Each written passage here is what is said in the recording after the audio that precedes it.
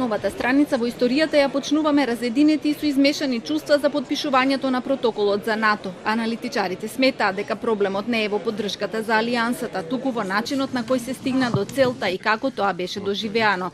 Поранешниот амбасадор во НАТО не е изненаден што и председателот на државата и опозицијскиот лидер дадоа јавна поддршка, иако не се согласуваат со договорот од Преспа. И сосема разбирливо и дека кај нас одреден дел од политичката елита пред се размислуваат партиски, гледат што можат да загубат или да загубат што помалку, бидејќи, како што знаеме, знаменосецот е овој пат елитата која што владее со државата. Ружин вели дека испитувањето на јавното мислење покажува дека граѓаните се за НАТО и покрај одредениот скептицизам. Постојала одредена политичка инфлуенца на други субјекти. Тука исто така имате луѓе кои што се разочарани од еден или од друг политички субјект, партија, го величаат Путин и така натаму и така натаму.